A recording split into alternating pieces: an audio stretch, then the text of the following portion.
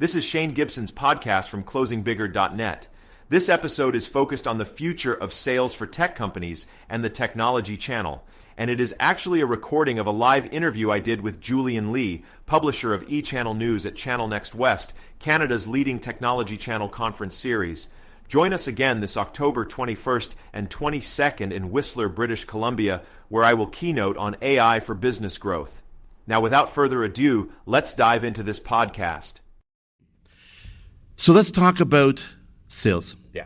So I would suggest that what he was talking about there makes a lot of sense. But what does it really mean, right?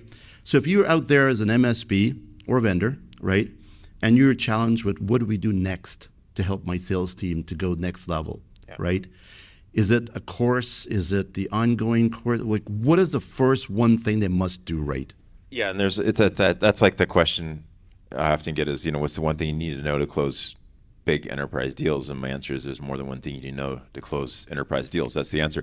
And so, I think that the number one thing for me in what's missing in, I asked a panel of VPs of sales a few years back from Salesforce to, major web infrastructure provider companies to agencies, and these VPs all said the same thing. This was like unscripted, which was amazing. And they said, one-on-ones is actually coaching your people as a sales leader is the most important thing. And so spending all kinds of time behind our dashboard and me calling Julian up and going, Julian, I'm looking at your numbers and you made 36 calls this week and you should make 50. What's going on? That's not coaching, right? That's auditing. That's a part of what we need to do to keep people compliant with their KPIs. But coaching is I'm sitting next to Julian and I'm listening to his calls, or I'm listening to those conversations he's having and I'm going, you missed an opportunity to ask a question that would have found a need. Here's what I would have said. And then Julian makes a note, right? And he learns that way. And so the side-by-side co-pilot coaching is a really important part. That's the first part. If people aren't doing that and I go in and deliver a sales training for their company and then their managers don't then implement it by sitting beside their people and make sure it happens, then maybe they'll invite me back the next year. But for me, they're not getting the results. And so it's a partnership whenever you hire an external sales training provider or invest in any methodology that your management team needs to buy into it as well. And if they don't have the skill set, then you need to invest in giving them the coaching skills to actually coach their people. I've been hired in the past. Again, it's like taking the order. Someone's like, can you come and coach my team? I'm like, yeah. And I take the money and I do it. But it's not the same as when their sales leader coaches them. And so I think that, that coaching. Yeah. I mean, I agree with you. One thing you mentioned, you said that, it's easy to say when a customer gives you an objective, right? It says, no, well, here's a way around that, right? And you just do say yes, yes, yes. You get the deal, you're done. High five, right? Yeah. But you're probably going down the wrong path, right? I mean, that may be what it used to be, right? Because you just want to get it done and out type thing. But now it's really about uncovering that truth, right? And I don't want to sound weird, but I think the truth matters, right? And companies today, I don't know if you know the cybersecurity world, right? If you don't get this right, like a lot of people lose their shirts, right? It's like you can't fake this one till you make it, if you know what I mean, right? So when you are not being truthful with your customers, you're actually opening the risk. It's a multiplier. So I'd say that's an important point to add to the coaching. So now we've got this traditional way of doing business where we would teach people how to do some selling, or we'll go through a course and whatever, right? Is there any data that's showing, like, when you take a course, like what happens the next month after? There's, a lot of data I've seen has been recycled, and if you actually look at it, like, it's been around for a long time. So I do know anecdotally, like from my own experience, that if you train a team and you just deliver the information, and it's like one way, then the retention is low. Now, if you actually, what we found though is if we have testing, so like we got online courses now with clients where there's a quiz at the end of each module to see what they learned.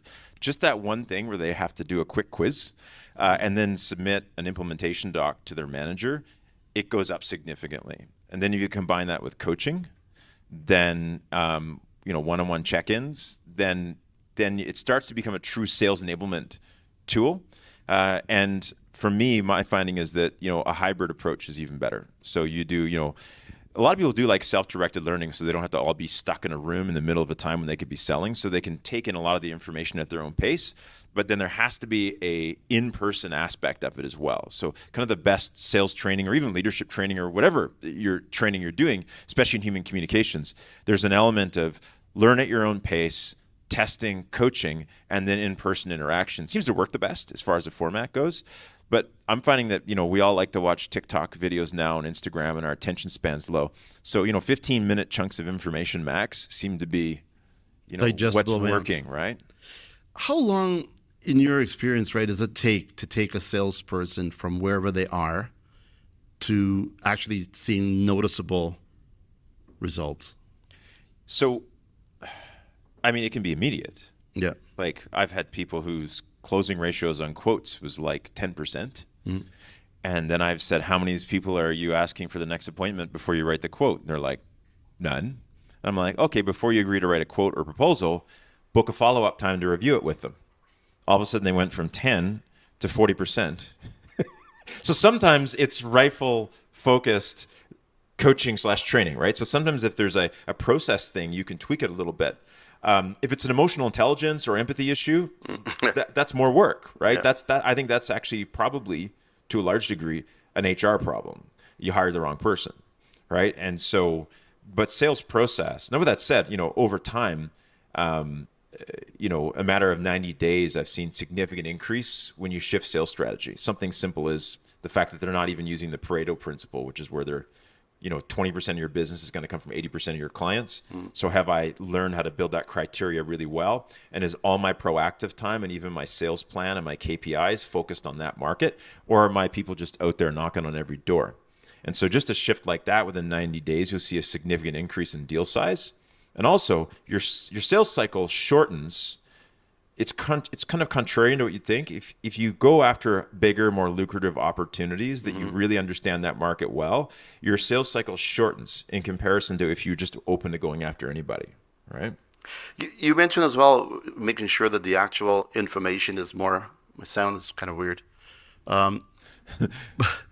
When you actually make the actual transition, right, to becoming all these things that you talk about, right? Yeah. How does salespeople know what they don't know? Like, how do you, I'm a good salesperson. I've been doing this now for 20 years, right? I know what to do, right? Yeah. You can't convince some people, right, that they need to do this stuff, right? How do you change that and make them understand that they need to do these things? Back to, there's truth in numbers, right? So you sit down and review their pipeline in Salesforce or Dynamics, whatever you're using, and that can be telling. And sometimes, I have to wait till someone's not doing stuff well to actually run into a wall themselves where they're open to feedback. Sometimes there's a lot of ego involved. Right. But to a large degree, for me, one of them is, Dennis Covier, and when Dr. Dennis Covier and I wrote the book, Real Results in a Virtual Economy, that came out a couple of years back. Right. And one of the things we do is we built the new sales competency map.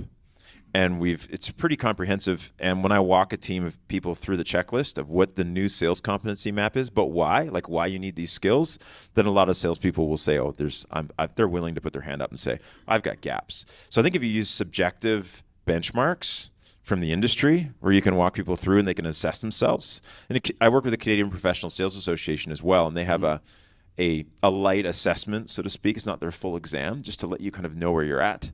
And tools like that are great too, because the minute your manager tells you or the owner of the company says this is what you're doing wrong, you often go, well, you're biased, or you don't know me, or we've got this relationship.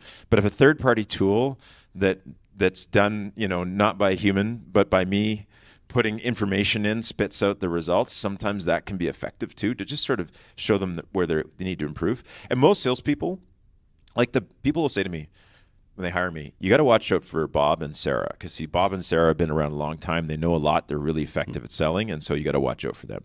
And they're going to be trouble. And do you know where Bob and Sarah are when I get there in the morning? In the front row. And they got their notepad. And you ask Bob, who's been selling for 25 years, Bob, why are you here? You say, I'm looking for one more thing. I want to learn one more thing. If I can get one thing out of this whole day, it'll be worth coming here. And that's the attitude. My challenge is often with the mediocre salespeople who aren't cutting their numbers, and they're like, I know it all. And that's why the minute you say I know instead of I'm curious, that's where your sales stops to grow, right? Got to be open. So, is there questions in the audience, by the way? Anybody? Yeah, please. So Shane, obviously, businesses are looking to improve. They got limited resources. When you're trying to get a business to see the value in coaching and what benefit that can have, Yes. what's the main objection that you get, and how do you solve that? Yeah, and I think, for me, like coaching is a small part of our overall business, right? Like and it's often in tandem with the whole solution. But yeah, one of the main objections,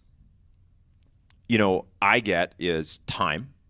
So it's often not money. It used to be at some point, but I find it's not that they don't have a challenge with the investment. It's the time. Oh, I got to take my people offline, or it's difficult to get them all together. So that's one of the big objections. One of my answers is, well, let's do like half of it asynchronous, where they get to view content, and then we can cut the time that they sit down with us. And the other one is just to do the math on them on, like, I've done an assessment on their present process, and there's 6 things their process is missing. What is this costing you? How many deals are you hemorrhaging every day?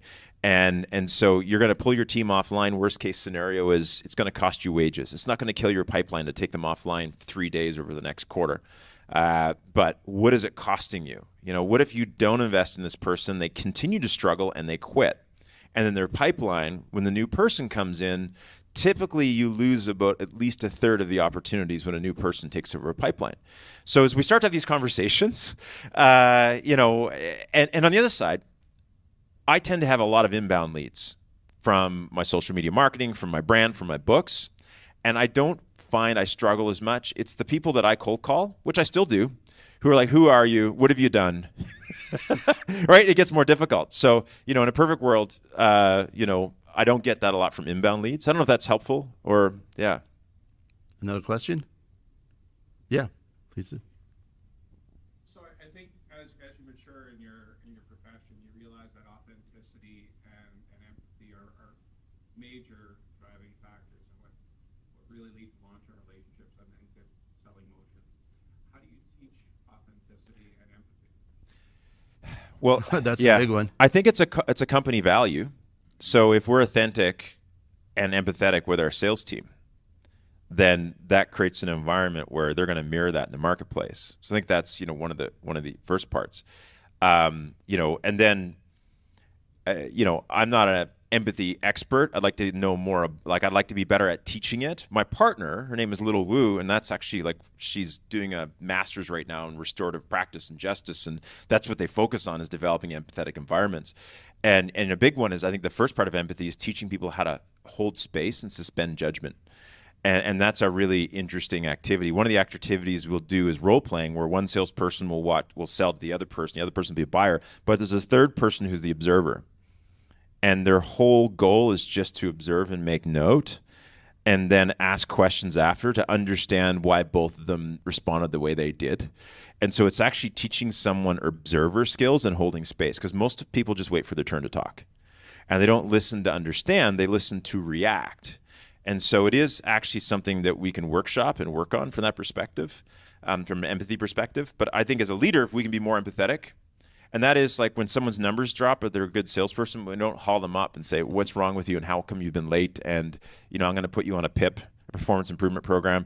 It's, you've been rocking it in the last 3 quarters. Is there something going on I can help you with? Like, is there some challenges outside of work, or is there some tension around here I should know about? And if that's our first conversation, instead of what are your numbers, then creating empathy in the business allows that person to mirror that in the marketplace as well. Great question. Great. Yeah. Any more questions? We answered it all? Wow.